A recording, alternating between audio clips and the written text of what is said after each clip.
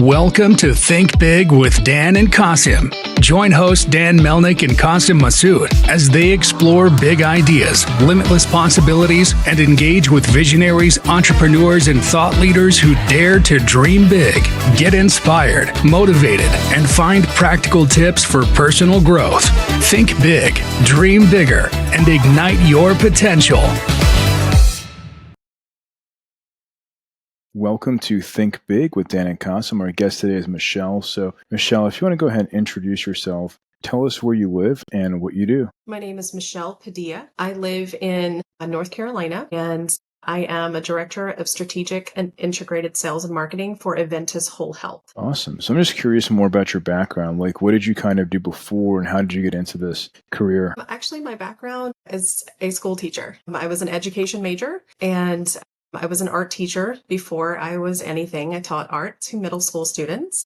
And then I was also a Latin teacher when I taught in private school. So communication was always my focus. Even when I was an art teacher, I would share with my students that art is visual communication. You know, you're trying to invoke an emotion or share a story without literally using words. And so I built all of my curriculum and lesson plans around that concept of, finding your voice and what are you trying to say. And through life, having 3 children and not wanting to work full time, I took some time off to be a stay-at-home mom. And when I started to go back into the workforce, initially I was going to go back to nursing school and completely change directions. And we'd had an experience with our children at an emergency room that really touched me. And I was about to start nursing school. I was working actually in the gym industry. I was working for my local gym, just making enough money to send myself to school. And my mom was diagnosed with cancer. And unfortunately, when we found it, she was stage 4 and was pretty serious. So it caused me to have to do an immediate pivot. So instead of going into nursing school, I focused on my mom's care. I became her full-time caregiver and wound up just very deeply entrenched in trying to digest and understand a lot of medical information, specifically disease progression. And I would have to then go back and interpret the information to my mom, who was really scared. So I had to learn over the course of 2 years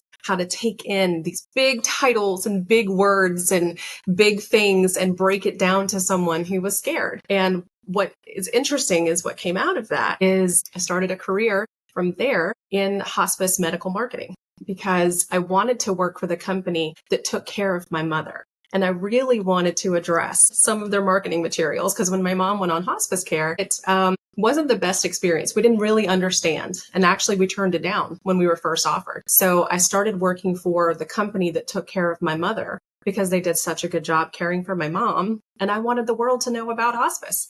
So that is how I started my medical marketing career. That's awesome. Yeah, I mean, well, I'm sorry that happened, but I guess it turned into a great opportunity. And for you, were you just, reaching out to this company and saying, hey, listen, I love what you guys are doing, but it was very difficult for me to understand, what this service actually is and how it's helpful. And let me help.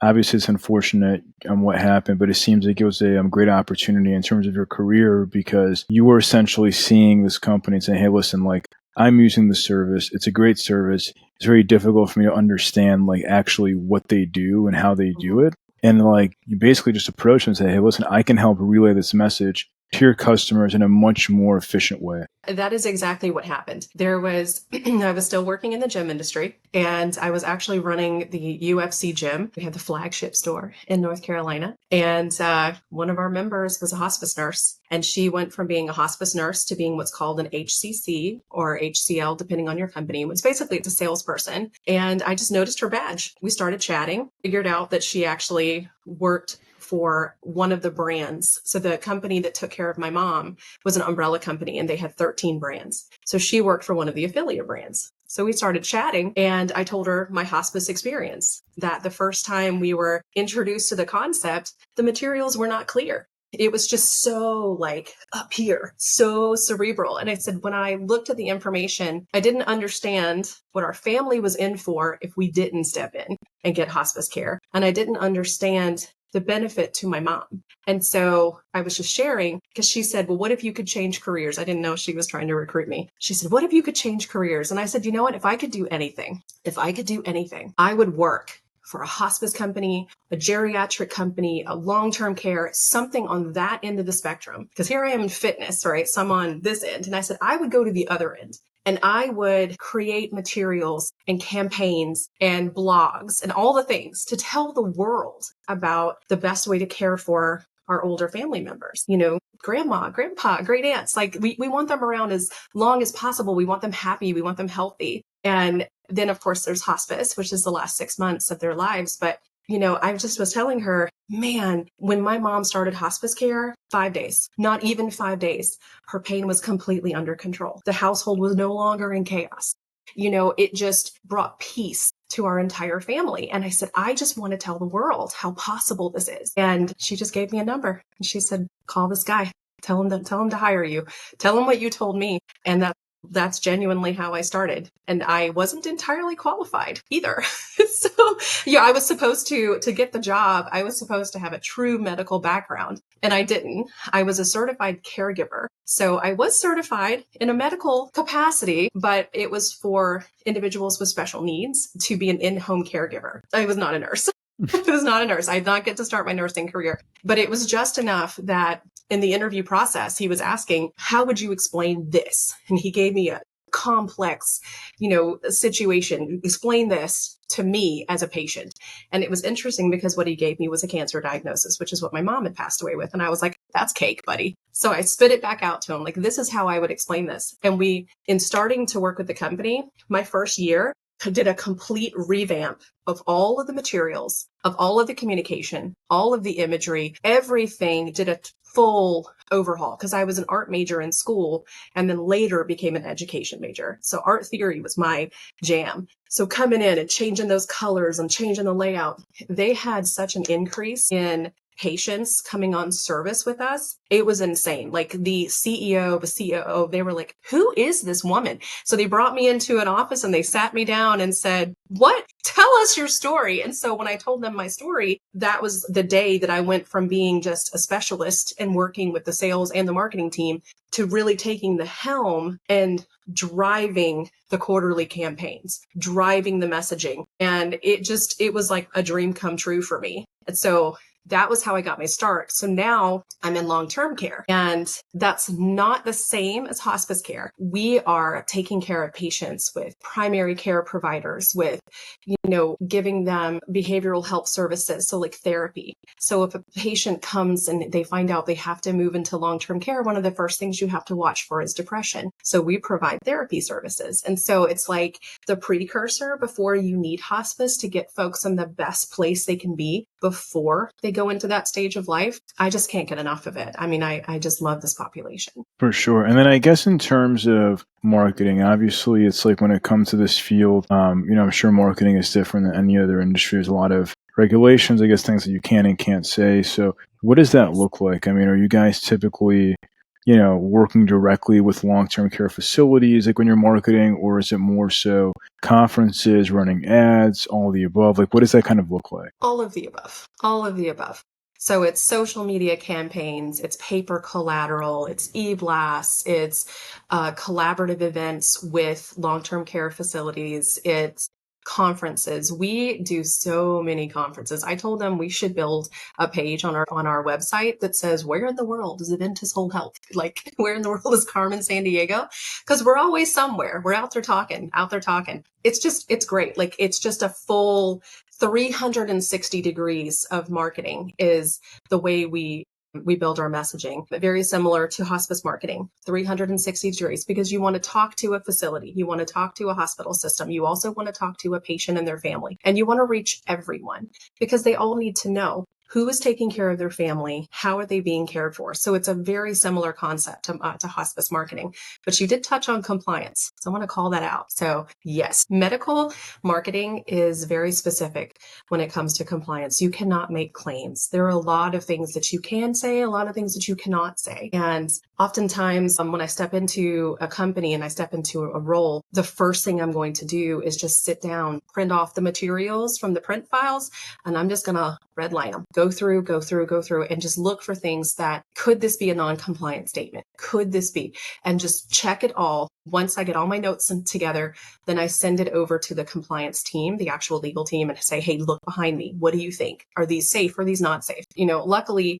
I have not, I would say in my last probably 2 roles, really have not seen a lot of things that are like, whoa, buddy, we can't say that. But in the past, I have run across things that I've said, red pen, can't say it. With social media, nope, can't say it. So that is very true. So as a medical marketer, is something we have to be cognizant of all the time, is what is compliant, what is non-compliant. Yeah, 100%. So I guess in terms of when it comes to, messaging, right? Because you have 2 different types of consumers. You have consumers that understand hospice and are trying to figure out why your company is the best option for them. And obviously many consumers who don't understand hospice at all. So it's like, how do you kind of educate people in those 2 different sides of the spectrum? So that's a really good question, because I would say my answer to that, my blanket answer is gently. You have to gently educate. Because if someone is looking into long-term care, if they're looking into primary care, if they're looking into behavioral health, if they're looking into all of this for the loved one, they already have a concern. If someone is looking into hospice, you're concerned that your family member is not going to be with you much longer. So you have to very gently educate. It's always important to show yourself as a subject matter expert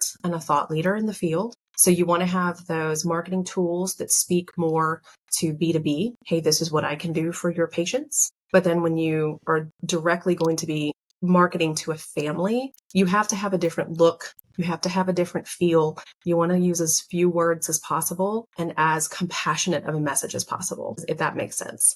So I guess it's more like when somebody understands hospice and you're trying to show them, hey, listen, like, we're the best option. It's more about being compassionate, focusing on like the value proposition, saying, hey, listen, our solution is better because, we take better care, more around for the patients and making sure everything's going to be super seamless. Well, I'm sure, obviously there are people in the industry who are probably not doing things as well as you guys are. Well, and metrics. Metrics matter. So with the organization that I'm with now, like I said, we're not hospice. We're a long-term care. That's where we work, is in the long-term care facilities. Right. But it's so important to have those metrics and to say, if your family member is supported by Adventist Whole Health, they're going to get 360 degrees of support.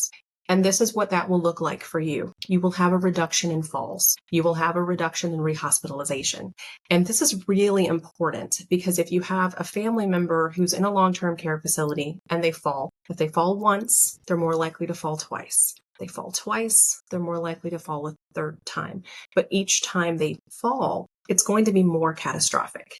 And you're more likely to move to expiration. They're going to pass. So you want to reduce those fall rates. So if we're sharing this with family members and we're saying you will see a reduction in falls if they are under our care, that is going to speak volumes, not just to the facility, because they want to see a reduction in fall rates, but really to the family. Because if your loved one falls, that's a scary, scary moment. And that's when it starts to head into, okay, now we need hospice care. And so those are the types of things that we would share, is the metrics. This is what you will see. This is what we have seen looking at our facilities nationwide. And if we've seen this globally, then we can present these numbers to you. Hospice care, when I was strictly a hospice marketer, I really leaned into his scores and I really leaned into the Google reviews. Because if a family member is going to give you a 5-star Google review in the worst moments of their life, you probably did a pretty doggone good job. That's true. Just saying.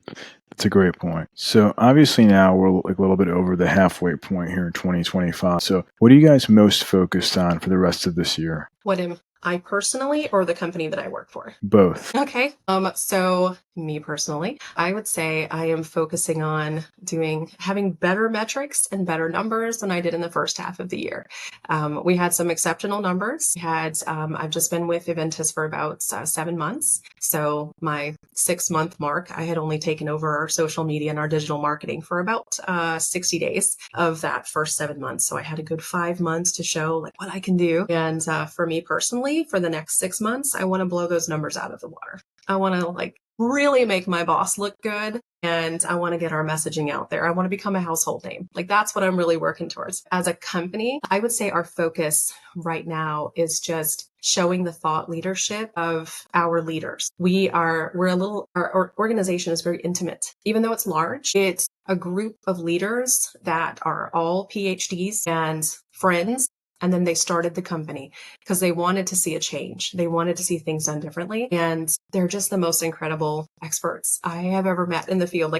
There's a couple of them I can call on a bad day and I feel like I'm just sitting at their feet, just like, teach me to something new, but we want to show the world. We want to get that information out there, become a name, not just the company name, but I want to see our leaders move forward as thought leaders. So we're going to be in more speaking engagements, in more events, and they're going to all start writing blogs. So we'll see a lot more written material going out there from folks in leadership, and I could not be more excited. That's awesome. So if you could go back in time to before you started this career, what is the one biggest piece of advice that you wish you knew? Speak up. That is the one biggest piece of advice because I don't have a marketing degree.